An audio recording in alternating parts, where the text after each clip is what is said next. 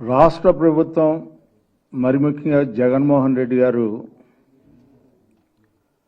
దోచుకుంటూ దాచుకుంటూ దొరల్లాగా మాట్లాడుతూ ప్రజల్ని మభ్యపెడుతూ చివరికి ప్రతిపక్ష నేత మీద అక్రమ కేసులు బనాయించి అక్రమంగా నిర్బంధం చేయటం, ఆలు లేదు చూలు లేదు కొడుకు పేరు సోమలింగడు అన్నట్టుగా ఇన్నర్ రింగ్ రోడ్డు అనే ప్రతిపాదన మీద డిస్కషన్స్ జరిగినాయి, కానీ దాని మీద ఒక జీవో ఇష్యూ చేయటం కానీ ఆ జీవోలో ఏదో అక్రమాలు జరిగినాయి అని చెప్పి అక్రమ కేసులు బనాయించటం, దానికి స్వయంగా మంగళగిరి శాసనసభ్యులు ఆళ్ల రామకృష్ణారెడ్డి గారు ఏదో జరిగిపోయింది, ఇక్కడ పెద్ద ఎత్తున అవినీతి పాల్పడ్డాడు మాజీ ముఖ్యమంత్రి చంద్రబాబు నాయుడు గారు అని చెప్పి హైకోర్టులో ఇంత చెత్త కేసు న్యాయశాస్త్ర పరంగా చూసినట్లయితే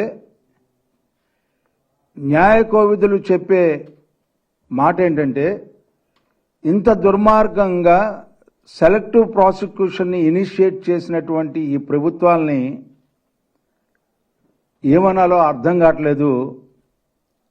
ఈ రోజున అంబేద్కర్ గారు రాసినటువంటి రాజ్యాంగానికే విఘాతం కలిగించేలాగా, రాజ్యాంగం లోపున న్యాయశాస్త్రాలని భిన్నంగా ఈ రోజున వ్యవహరిస్తూ అక్రమ కేసులు బనాయించడం అనేది ఎంత దుర్మార్గం అంటే, ఈ రోజున ఇన్నర్ రింగ్ రోడ్ కేసులో ఎలాంటి ఆధారం చూపించలేదు అని చెప్పే భావనకి న్యాయస్థానాలు వచ్చినాయి అంటే, మీరు అసలు ఏమి ఆలోచించి ఇలాంటి కేసులు పెడతా ఉన్నారు?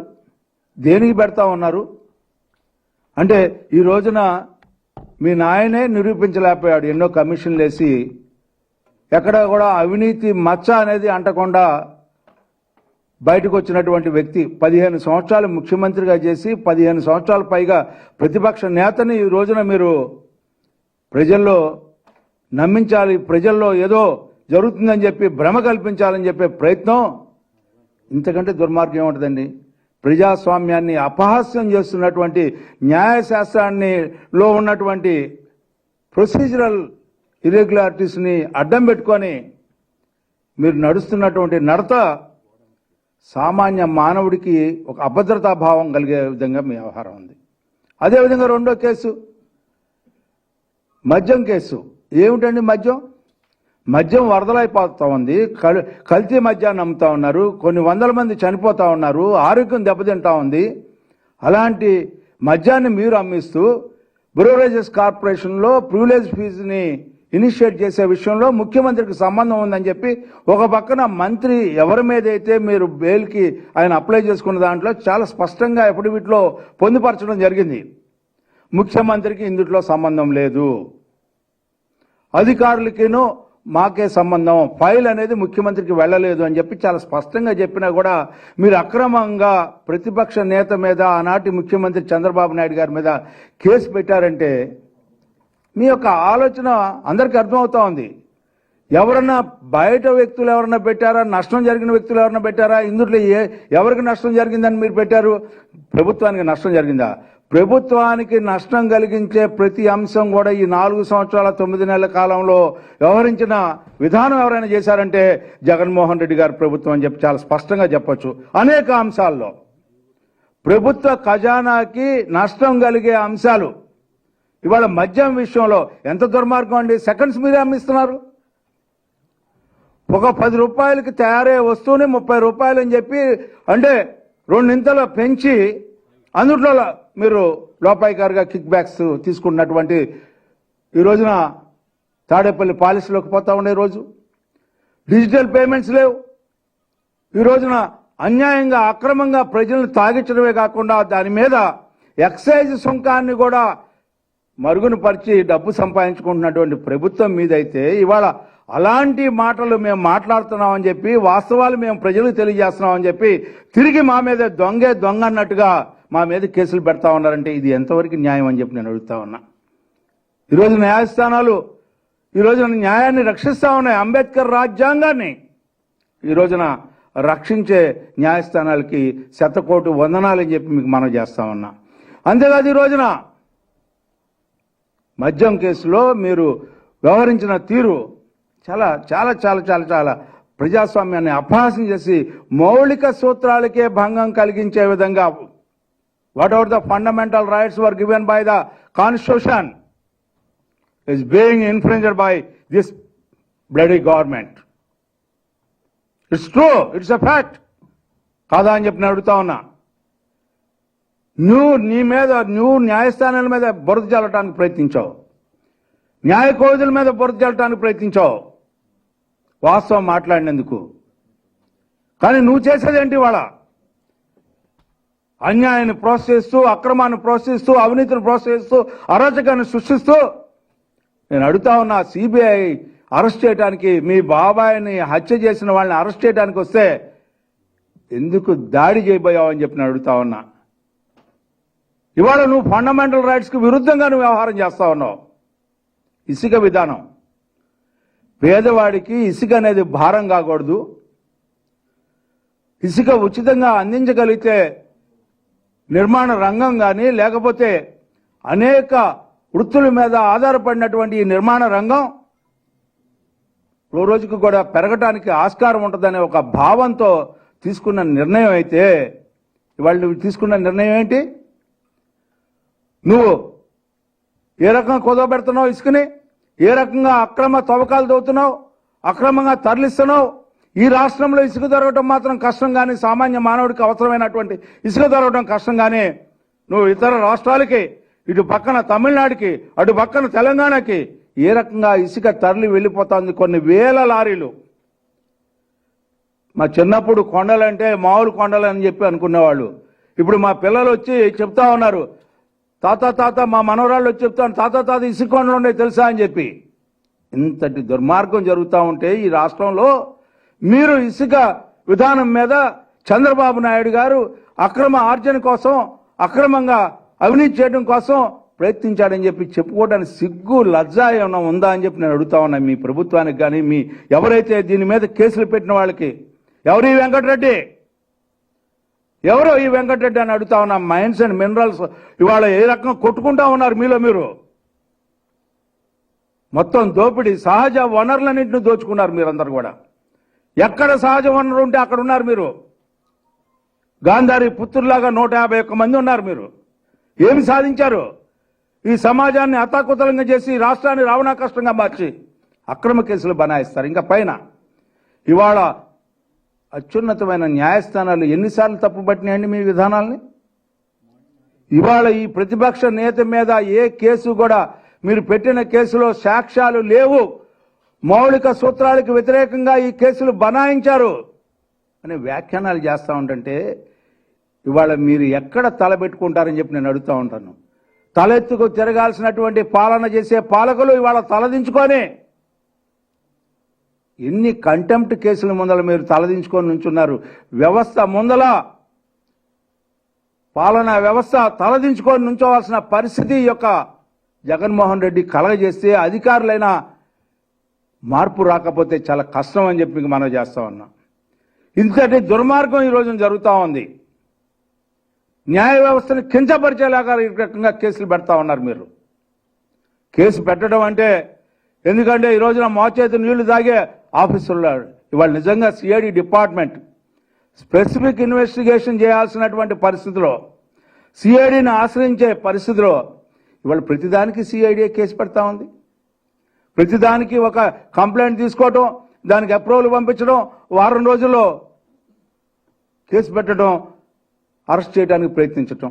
ఇదా మీరు చేస్తున్నటువంటి నిర్వాహకం? గతంలో కూడా మీరు ఇవాళ కోర్టుల్లో ఉన్నాయి కాబట్టి మిమ్మల్ని క్షమించి వదిలిపెడతా ఉన్నాం. నిజంగా చెప్పాలంటే ప్రతి ఒక్క సామాన్య పౌరుడు కూడా ఈ రోజున న్యాయశాస్త్రాన్ని ఏ రకంగా దుర్వినియోగం చేస్తూ ఈ రాష్ట్రంలో అరాచకాన్ని సృష్టించడానికి ప్రయత్నిస్తున్నారు.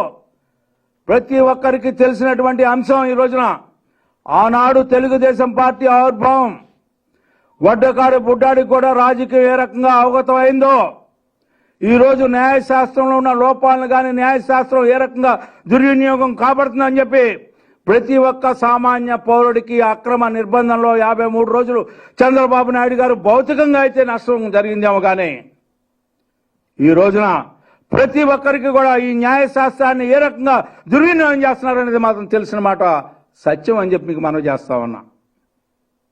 ఎందుకంటే మనం చెప్పుకుంటా ఉంటాం జస్టిస్ డిలేడ్ ఈజ్ డినైడ్ అని.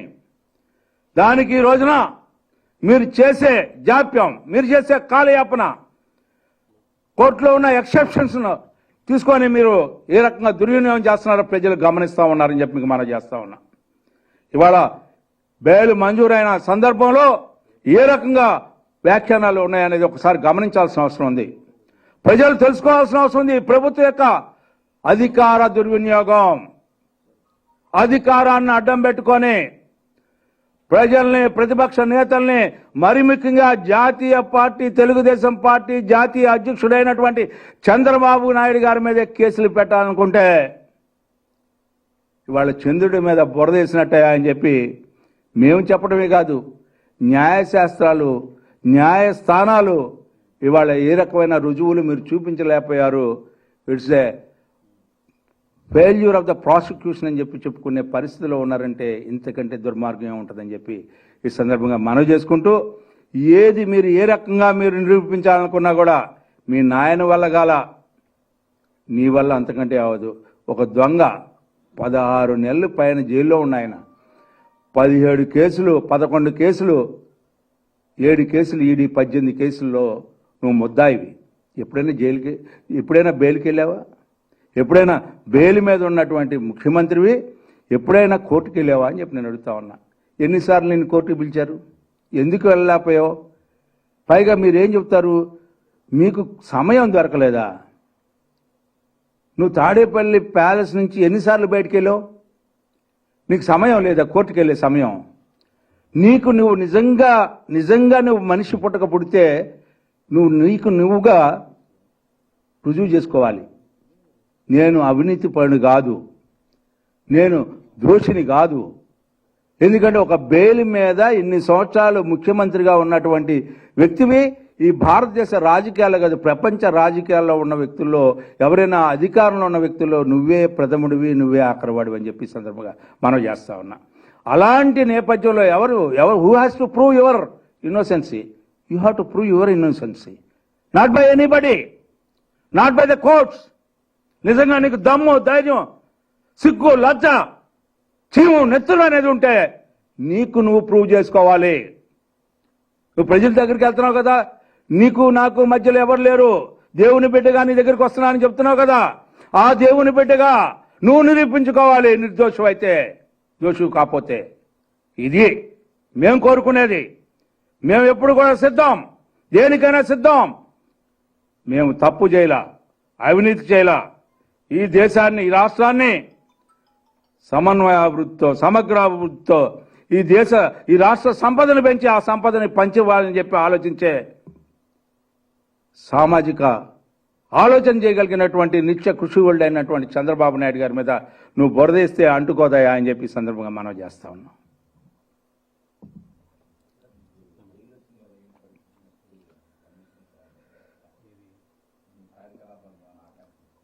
మాకు ఎవరు కూడా ఆటంకం కలగజేయలేరండి. ఎందుకంటే మేము దోషులం కాదు, మేము నిర్దోషులం. నీతికి నిజాయితీకి మారుపేరు. తెలుగుదేశం పార్టీ ఆవిర్భావమే ఆనాడు కృషించిపోయినటువంటి కాంగ్రెస్ పార్టీ యొక్క అరాచకాల వల్ల సమాజం నష్టపోతుందనే ఉద్దేశంతో ఆ సమాజాన్ని రక్షించడానికి పుట్టినటువంటి తెలుగుదేశం పార్టీ. ఆనాటి నుంచి ఈనాటి వరకు కూడా సమాజంలో ఉన్న ప్రతి సమస్య పట్ల స్పందించడమే కాకుండా ఆ సమస్యను పరిష్కరించడానికి ప్రయత్నించినటువంటి పార్టీ తెలుగుదేశం పార్టీ. ఈ 4 సంవత్సరాల 9 నెలల కాలంలో ఏనాడు కూడా విశ్రమించిన వ్యక్తి అలుపెరిగిన పోరాట యోధుడు చంద్రబాబు నాయుడు గారు. ఆ రకంగా పోరాడుతూ ఉన్నాం ఈనాటి వరకు కూడా.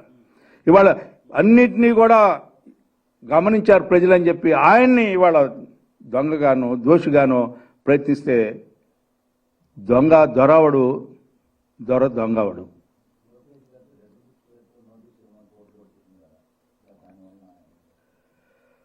రెడ్ బుక్కి నోటీస్ ఇవ్వమంటే వీళ్ళు పెట్టిన ప్రతిదీ వీళ్ళు ఏదో ఒక బేస్ తీసుకొని పెట్టడానికి ప్రయత్నిస్తున్నారు. There is no case at all in that. They are framing. ఎందుకంటే పోలీసు వాళ్ళ చేతిలో ఉంది. పోలీసులు వాళ్ళ చేతిలో ఉన్నప్పుడు పోలీసులు వాళ్ళు పెట్టిన కేసులన్నీ కూడా మీరు ఒకసారి గమనించండి. మొదటి నుంచి ఏ కేసులు అయితే అచ్చెన్నాయుడు గారి మీద పెట్టారు, నిరూపించలేకపోయారు. ఇప్పుడు వరకు కూడా ఛార్జ్ షీట్ సరిగ్గా వేయలేకపోయారు. లేకపోతే కొల్లు రవీంద్ర గారి మీద పెట్టారు మర్డర్ కేసు, దాంట్లో ఇంతవరకు ఏమి లేకపోయింది. లేకపోతే రామకృష్ణారెడ్డి గారి మీద పెట్టారు, జేసీ దివాకర్ రెడ్డి బ్రదర్ ప్రభాకర్ రెడ్డి మీద పెట్టారు, లేకపోతే బీసీ జనార్దన్ రెడ్డి మీద పెట్టారు, లేకపోతే ఇట్లా మనం చూసుకునేది దేవినేని ఉమామ మీద పెట్టారు, లేకపోతే ఇక్కడ ఉన్న దూలిపాల నరేంద్ర, మా జిల్లాలో ఉన్న దూలిపాల నరేంద్ర మీద పెట్టారు. నేను అన్న నేను వన్ కేసు, ఒక్క కేసులో అయినా సరే సాక్ష్యాధారాలతో కూడిన ఆధారాలతో కూడినటువంటి ఆరోపణ అయితే ఉందా? సత్యదూరమైనటువంటి అంశాలకి వీళ్ళు ప్రాధాన్యత ఇచ్చి ఏమీ లేకపోయినా ఏదో ఉందని చెప్పి ఇదివరకు ఇన్సైడ్ ట్రేడింగ్ గురించి మాట్లాడారు. చాలా క్లియర్ వర్డిక్ట్ ఇచ్చిన ఈ కోర్టులో, there is no inside trading at all అని చెప్పింది కోర్టు. అయినా సిగ్గులేదు వీళ్ళకి.